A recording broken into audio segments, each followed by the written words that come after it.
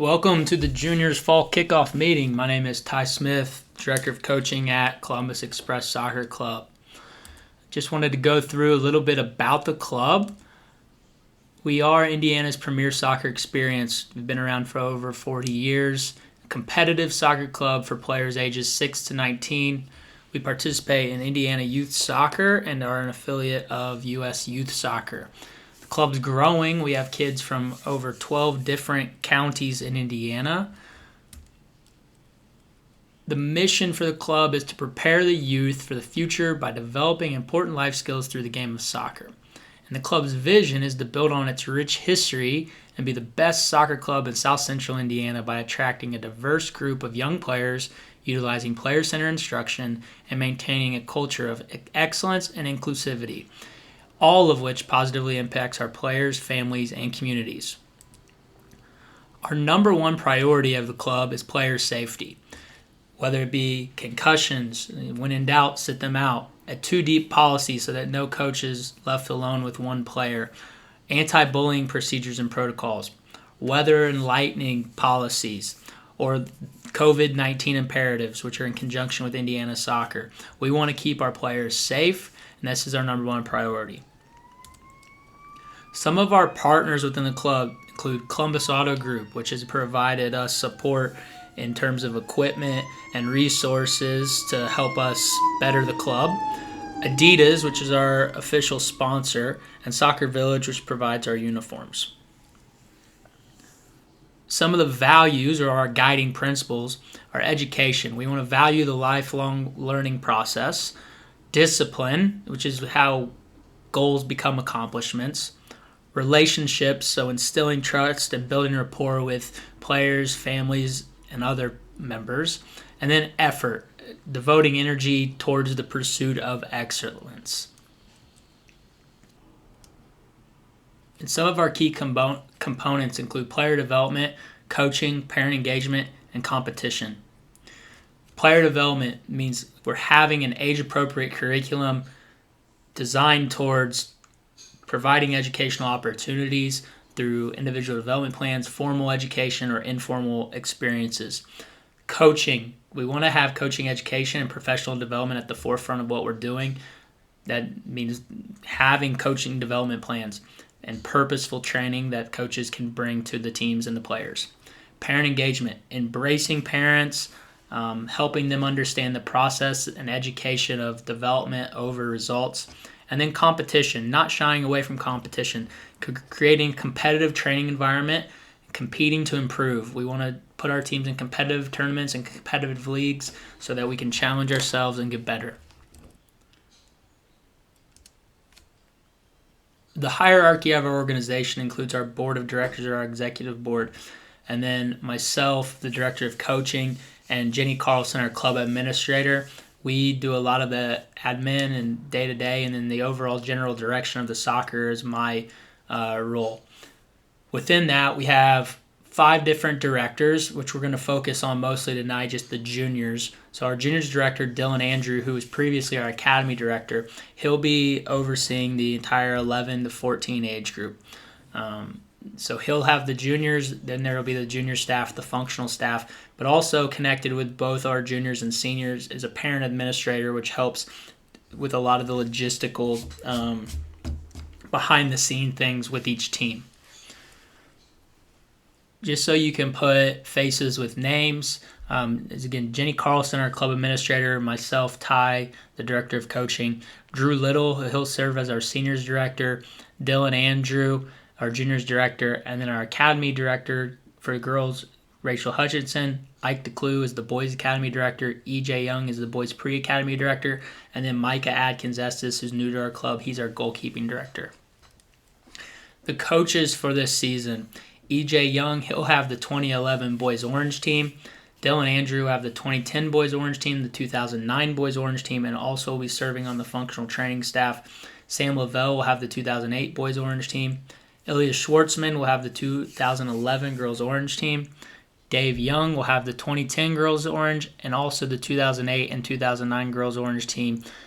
Mike Adkins Estes, as mentioned, he'll do goalkeeper training. Alec Doyle, he'll be the 2011 boys blue coach. Brian Morales, 2010 Boys Blue coach. Francis Abigero will be the 2008 Boys Blue coach. I will have the 2007 Boys Trap team, the 2008/2009 Girls Orange team with Dave Young, and the 2007 Girls Orange team while also serving as a functional trainer. Lem Nelson, he'll be helping the 2007 Boys Trap team out, and then Nathan Frazier will serve as our speed trainer for SPF. So within the juniors age group, we're split between 9 versus 9 and 11 versus 11. Our 2010s and 2011 group will train in the 9 versus 9 format, while our 2009s and 2008s will be in 11 versus 11 format. Our 2007 age group, they're typically seniors, but since we have some 8th graders, we have what we call a trapped team. But the 2008s are the last group that will participate in the juniors, and then everybody starts moving into the seniors, 2008s and older next season. The player pathway, so where we're at right now with the junior age groups, our youngest, our 11s and 12-year-olds, our 2011s and 2010s, they'll be working on functional tactics or positional roles. So understanding how they're supposed to interact as a certain position, but also interacting with other positions that are nearby. That's functional tactics. We then move into team tactics or combinations of groups. So as they get into 13 and 14, they start piecing the back line, the midfielders, the right side of the field, the left side of the field, combining it together to form team tactics. We have a lot of new families to the junior program, so we just wanted to go over the daily training structure. So here's an example of a 5 o'clock training. We want to try to be there 15 minutes early or more. And if they're there from 4:30 to 4:50, they need to be working on their pro time, which we'll get into in a little bit. From about 10 till 5, they'll as a team warm up, which there's a club-wide team warm up. When teams do this, the likelihood of injury is slim, and it will also help establish the needed heart rate and performance mechanisms to be ready for the session. Trainings are 90 minutes, and they'll be structured based on a couple different models that our coaches will use. But at 6:30, typically after 90 minutes, the group's done. They'll do a cool down, but they're also available to do pro time. So kids stay 10, 15 minutes, 20 minutes after training. They're going to be able to work individually or as a group on things that they need. On SPF and goalkeeper nights, so the same 5 o'clock session. The only difference is they will split into 2 groups. So group 1 will be with the functional training team, which will be Dylan. He'll be running training there. And group 2 will be with the speed group with Coach Frazier. The goalkeepers, in the second 45-minute stanza, the groups will switch, and the goalkeepers will go with Coach Micah and do goalkeeper training. So from a weekly training game structure, here's an example of a group that goes Monday, Wednesday, Thursday, and they may have a match on Saturday. SPF, it is mandatory. It's an asset we feel it's been very beneficial for our groups. It sets us apart from other clubs, but also from a goalkeeper standpoint, it's the only opportunity to get specific position-specific training that you may not always get during the team setting. Our SPF trainers, you're going to see Dylan and Nathan Frazier out there a lot. Tuesdays will be girls, Wednesdays will be boys. Everything that they're doing is tied into what we're trying to do overall from a team standpoint within our curriculum. And then goalkeeper training, Micah Atkins-Estes, he'll be leading that. Tuesdays will be for girls, Wednesdays will be for boys. Be very specific, also tied into what we're doing with our curriculum. Now, being that this is a fall season, we're going to be participating outside from August to October. Usually the last week of October, first week of November, we'll start doing our winter futsal training. Winter futsal, that is indoors, that is at Saraland. It's going to be on a basketball court. We'll talk a little bit about Saraland in a little bit, but futsal has been very important for our team's development, our kids' development. It puts kids in a fast-paced situation where they're going to have to use decision-making, technical ability. It's a lot more fun for some than others, but it's something that we feel has been very, very good for our kids to play, and it's something that we're going to continue to use. December, about a week before Christmas, we'll call it quits, and we'll be off the whole month of January. So kids will have that break, and then we start back up with winter training futsal for the month of February. Typically around the first week of March, middle of March, we start our spring season, and that will go till the end of or mid-June. All the outdoor trainings will be at Richard WIGH Soccer Complex unless specified otherwise. This is one of the premier facilities in southern Indiana. The only ask that we have of parents while at Richard WIGH for training is that they remain in the parking lot. We just don't want parents being distractions on the sidelines. You're more than welcome to pull up a chair, watch training, but we just don't want parents around the fields. And there's a lot of different people that move through the park, and we try to keep as many people away from a player safety standpoint as possible.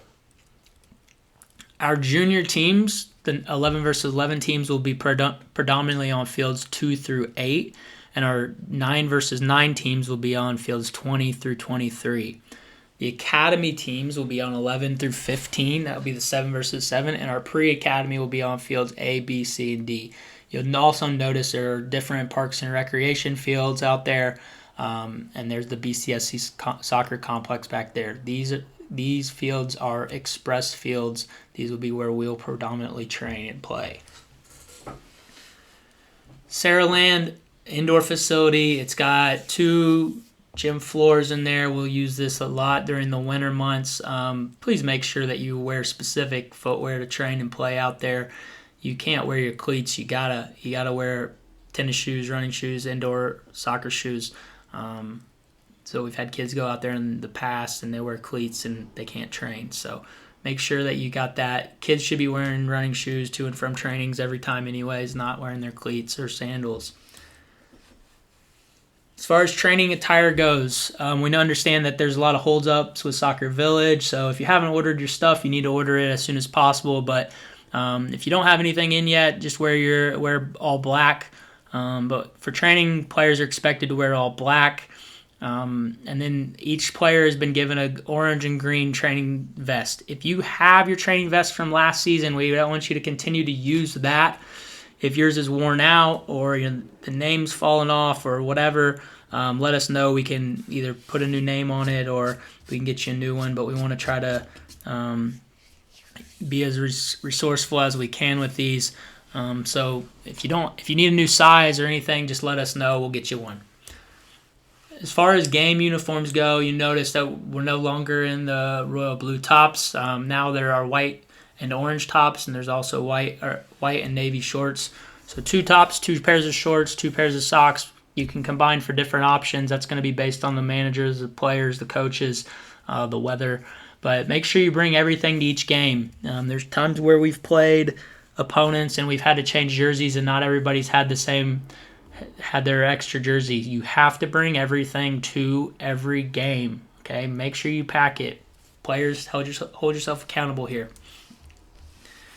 Communication standpoint, one of the assets that we have and the resources that we use is called Team Snap. It's going to be our number one tool for communication. It's an app. It's a web-based program. Make sure that you're either using the app on your phone, or you're tied into the notifications, or you're checking it regularly online. But you need to update Team Snap with your your contact information that's on there, and make sure that the emails are going through.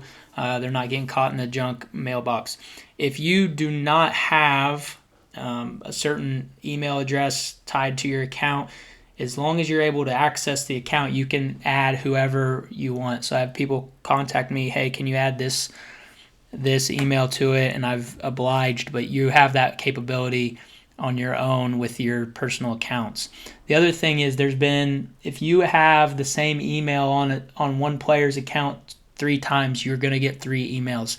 So just make sure that you clean up each individual player's account that you have, because you're going to continue to get bombarded with messages per every player that you have. Some other informational resources we will use. Our website, we've cleaned it up. We've spent a lot of time on trying to streamline everything on there, but it's going to have some other resources, some policies, some programming that's available to you. SoccerIndiana.org is going to have league schedules if you're playing in the Indiana Soccer League, which the majority of our teams are. And then we're going to use a lot of the Google web services, the Google Forms, Google Sheets. If you don't have a Google account, I suggest getting one.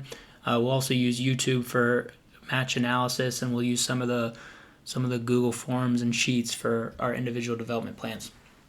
And then Got Soccer, Got Sport, which you registered for, we're going to start trying to phase that in and phase out Team Snap and work a little bit with trying to focus on Got Sport, Got Soccer for the next season. So just make sure everything's up to date in that account as well.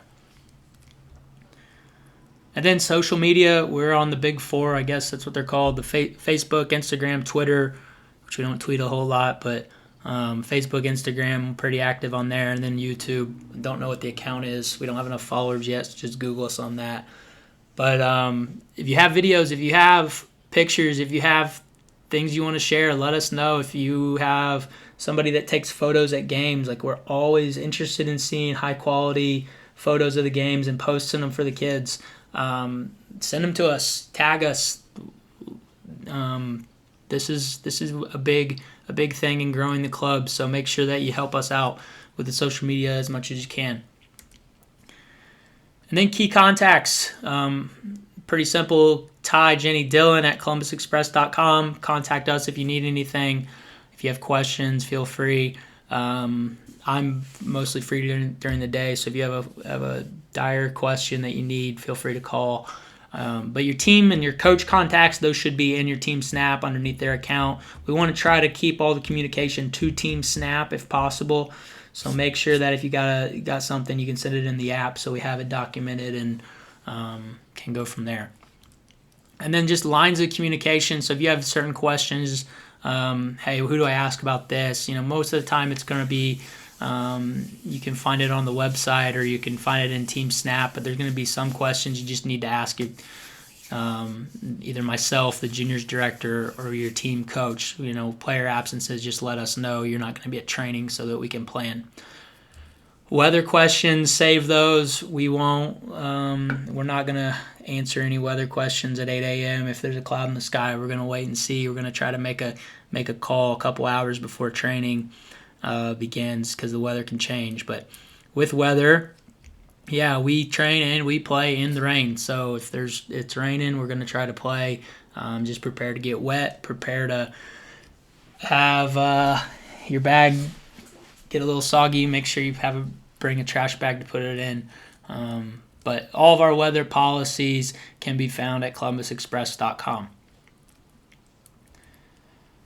And attendance. So a lot of people are multi-sport athletes, so we love that. It's great. We think that that's a big part of long-term athlete development. But this should be your extracurricular priority for the fall and the spring season. So if there are conflicts, if you're playing hockey or you're doing gymnastics or you got basketball, let us know early so we can work things out. Don't dump it on us because we can't work with that. But this should be your priority anyways. During the winter, we have a little bit more flexibility, or if you need to do other things, we can do that. But work with your coaches if there are conflicts. Attendance is expected and playing time may be reduced if a player is not at training. This season, we are going to award the people with the best attendance, whether it be with tickets to games or a new jersey or new ball or equipment. So make sure that you're in attendance, and our coaches need to be held accountable towards keeping attendance. Again, as I mentioned, if you're not going to be at training or event, let your coach know as soon as possible. This gives us time to alter training plans, switch training times, combine groups, or find replacement players if we need to if it's a match. Failure to relay absences of training or games has led to removal of the club. We've had some players not show up for games, and we've just asked them not to return. So please be respectful towards everybody, and if you're not going to be able to make it, let us know as soon as possible. We understand that there's emergencies, and sometimes we get sick or something happens, but if you can't find a ride, that's inexcusable. We can help with that. If you got a different conflict, let us know. We can try to work with you and get people to and from training. What I've found is, as this is a soccer club and we have kids from 12 different counties, like it's a close-knit group. We can find rides. We can help we got people that are more than willing to help out, but you got to ask for it if you need it. So let us know.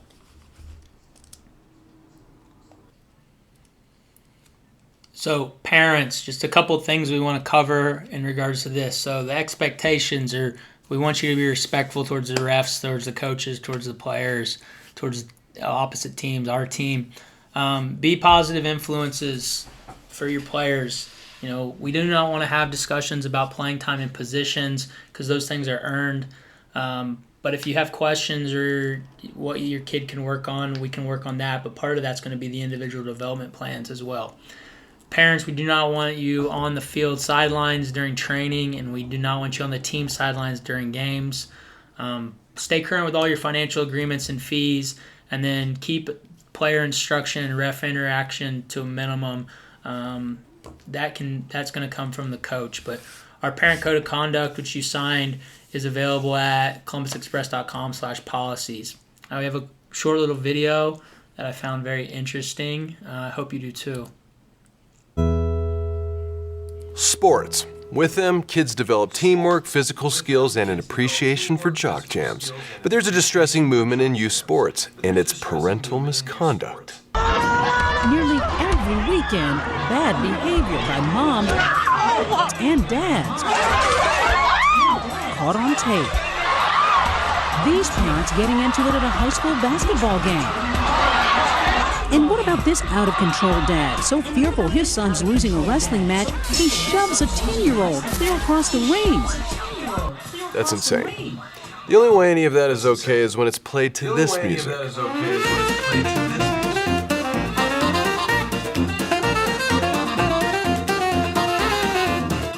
I was wrong.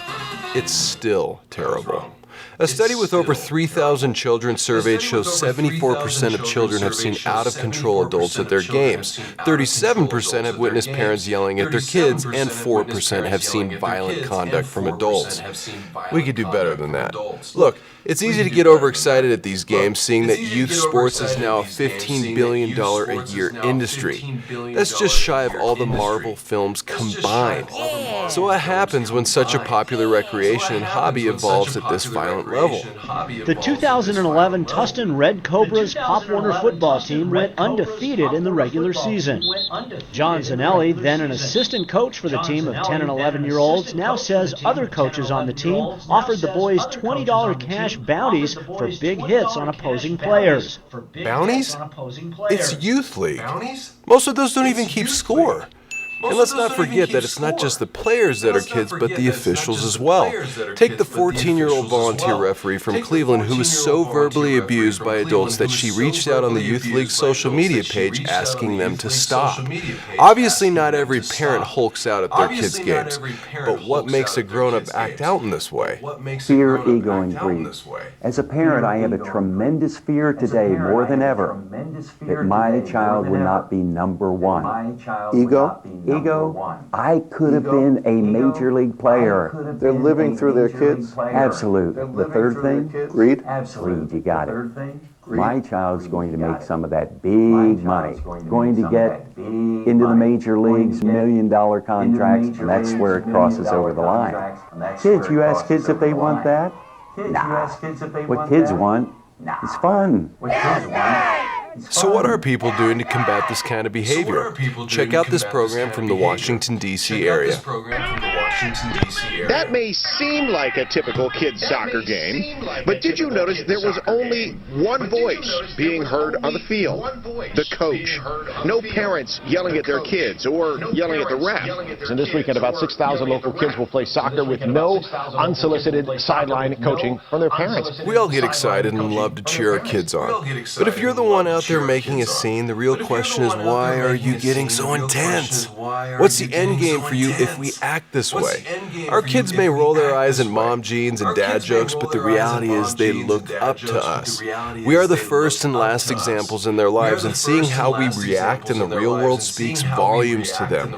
Because in the end, all we need is to treat each other with a little. Plus, you don't want to get clapped back like this guy did. You're still the worst flopper in the NBA. Thanks for watching. For Life Crunch, I'm Trey Warner, sharing news your family can chew.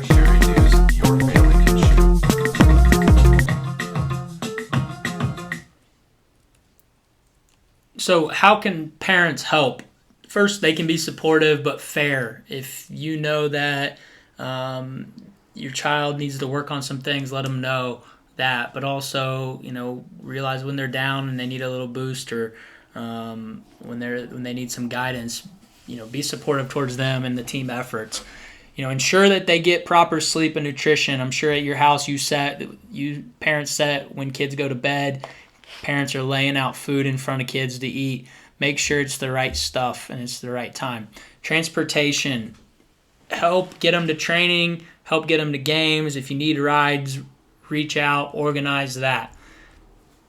Kids are busy. Kids have a lot of things, and it seems like they do way too much homework these days. So help them set priorities and balance activities. Help them manage their time.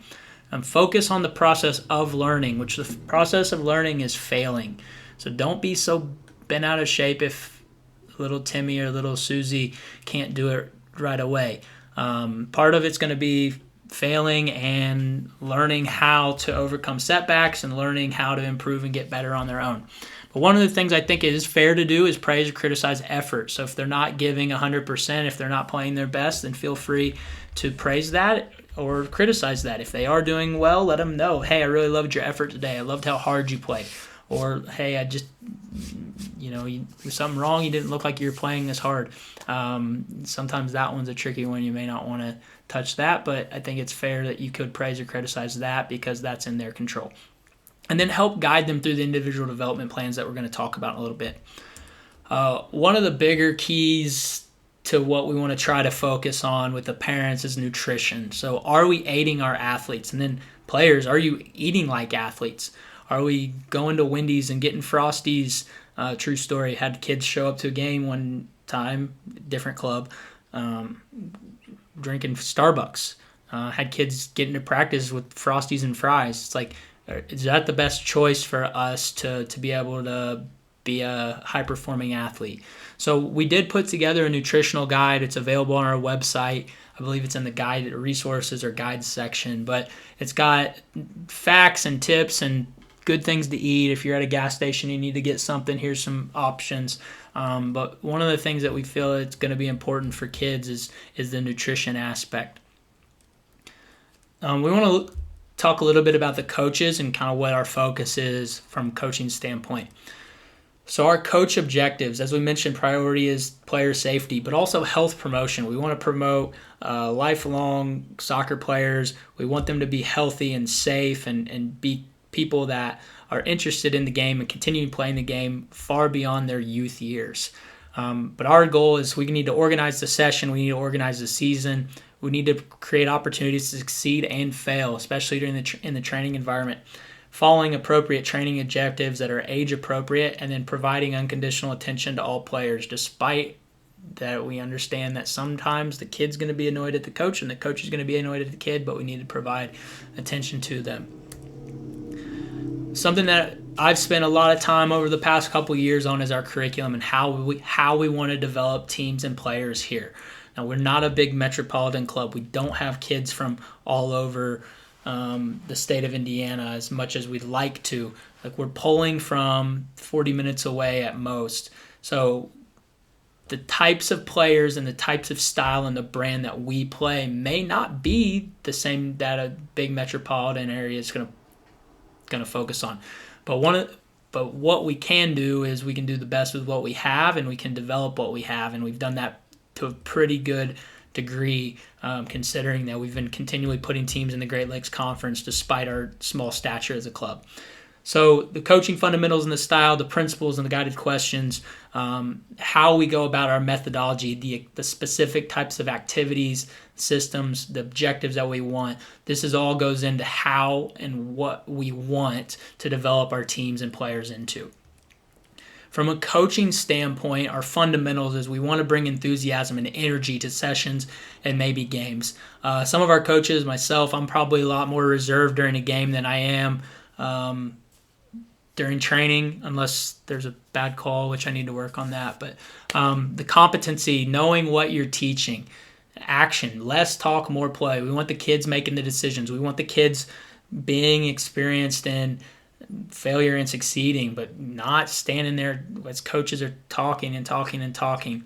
All right, we want to train the top tier. We're going to challenge the best players. If we challenge the best players in the group, we're going to challenge everyone. And then making our activities and our sessions realistic with transition, with decisions, with spaces that are continually changing. That's where we're going to get an impactful session. And then taking the time to think and plan and organize and then ultimately deliver the session.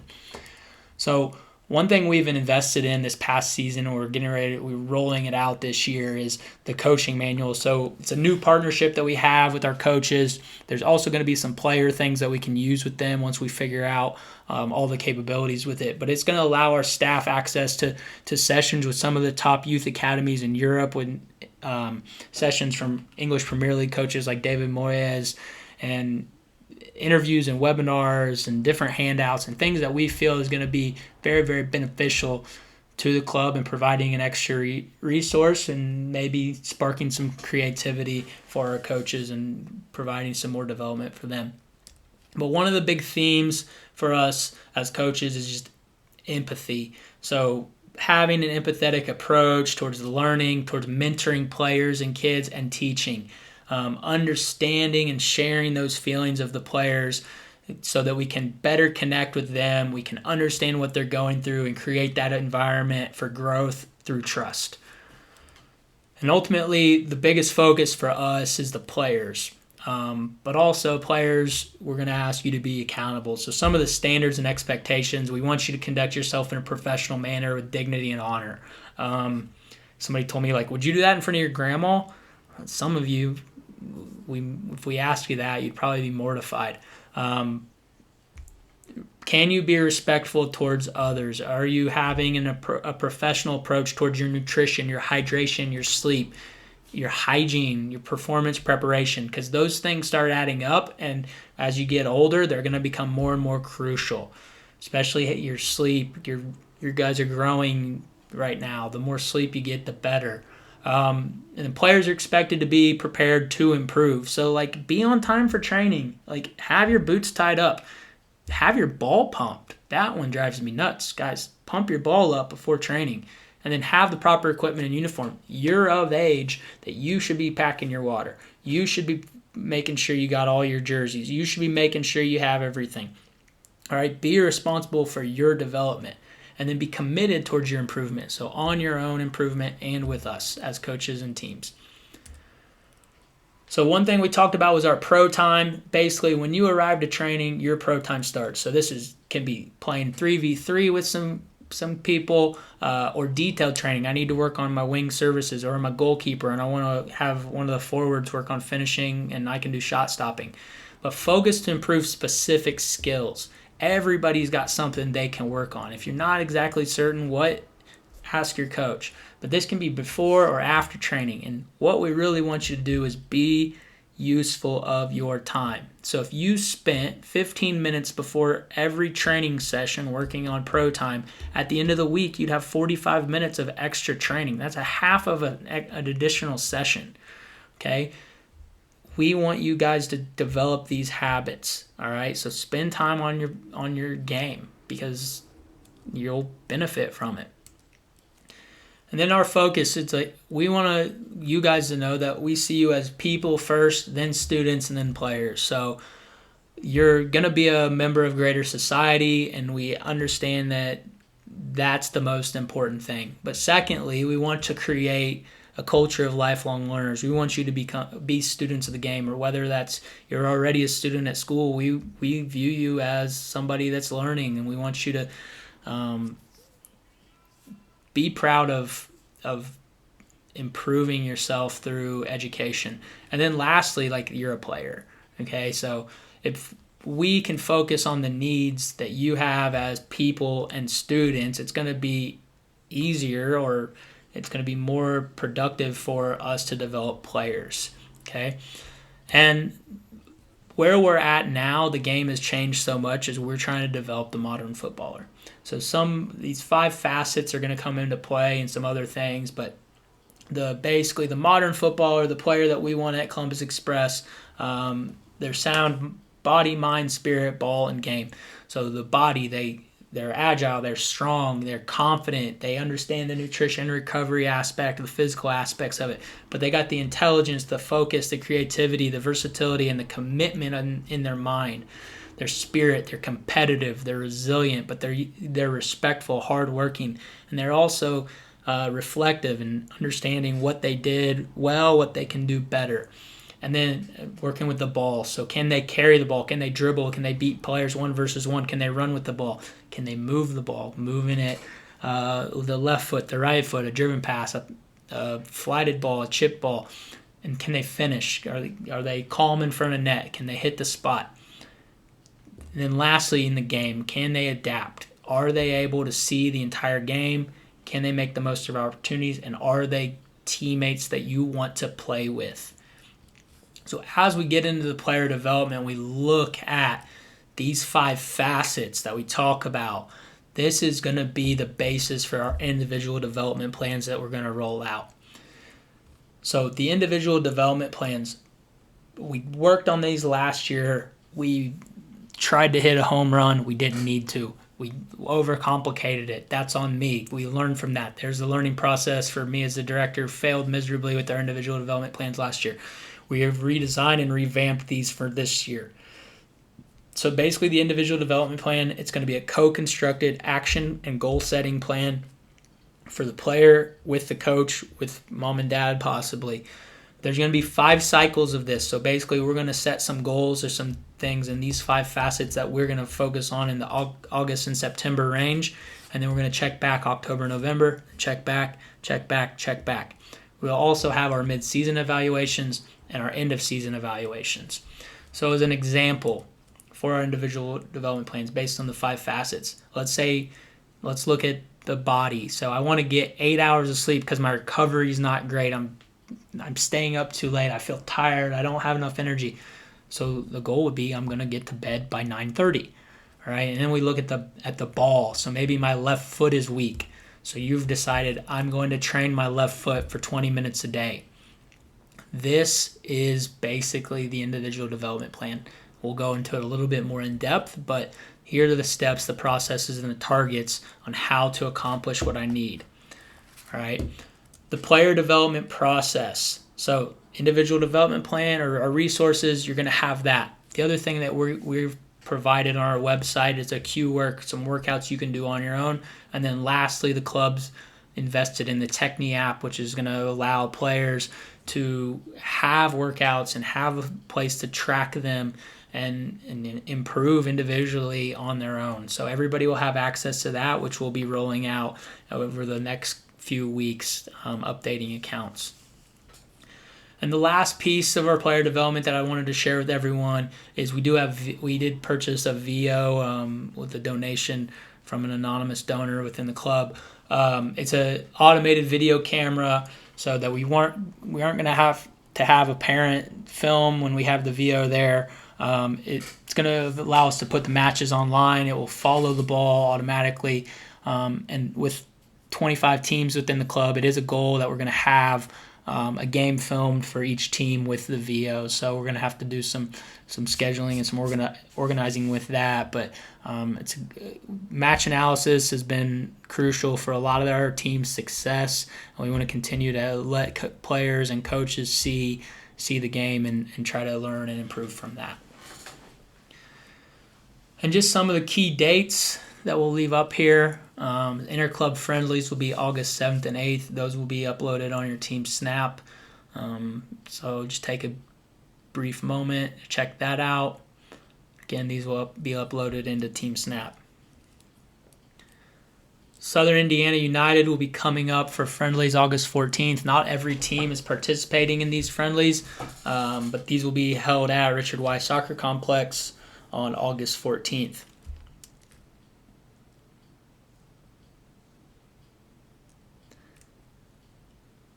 August 21st and 22nd, Batesville Soccer Club will be coming to Richard WIGH Soccer Complex for some more friendlies.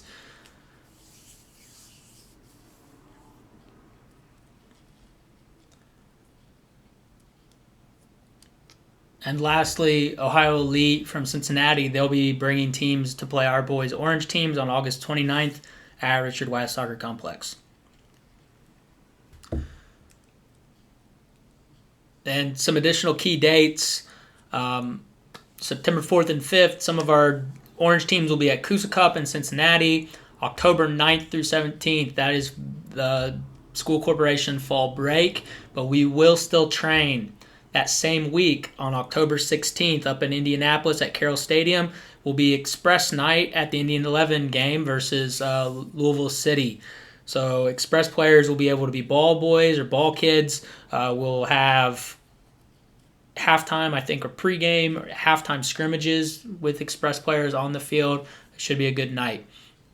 October 19th and 20th, there will be supplemental tryouts. So if you know anybody that'd be interested in joining the club after the fall season, they're invited to come. If you know any players that are looking for clubs currently and they'd be interested to come try it out, let me know or let Coach Dillon know immediately. And then fall Indy Premier Tournament, October 29th and 30th for some of our orange teams and our blue teams. And then November 1st, our fall training will be over. We'll have a week off and we'll start our futsal training in November. December through December 17th will be our winter break, and we will be off for a little bit over a month. The 22nd or 2022, we'll start training January 31st with our futsal, and again, March spring break, March 12th through 20th, we will still train. Please note that Challenge Cup, President's Cup, State Cup, and are some of the most important events that teams will be playing in, so we need to make sure that people are in attendance. May 13th through 15th for the Challenge Cup for the 2004s through 2011s, and then President's Cup for the 9 versus 9s are that weekend. State and President's Cup for the 2003s through 2009s will be May 20th and 22nd, with finals for all of those tournaments on June 3rd through the 5th. June 13th through 16th, we will have tryouts for the next season for our junior teams and senior teams. So just please mark these down on your calendar as we move through 2021 into 2022. And then lastly, just want to announce we will have a parent practice night August 17th and 18th, 6 to 7 p.m. I will be leading the training. It'll be at Richard Wife Soccer Complex. Basically, we'll mimic sessions that our kids go through, so parents can understand what their kids are going through on a nightly basis at training, can put themselves in the ring and see how it goes. So we will have ice bags on hand if anyone needs them. But it's typically a good night. Everybody enjoys it. It's fun. I like getting to see some of the parents still got it. So register online. I believe if you go to our website, you could go under programs. There's a link for you to sign up. You could do one night or both nights or just come and watch. So that concludes the meeting for this evening. If you have any individual questions, just feel free to contact myself, Dylan, or Jenny. Ty at columbusexpress.com, Dylan at columbusexpress.com, or Jenny at columbusexpress.com. So we're really excited to get started, and we'll see everybody out at the fields.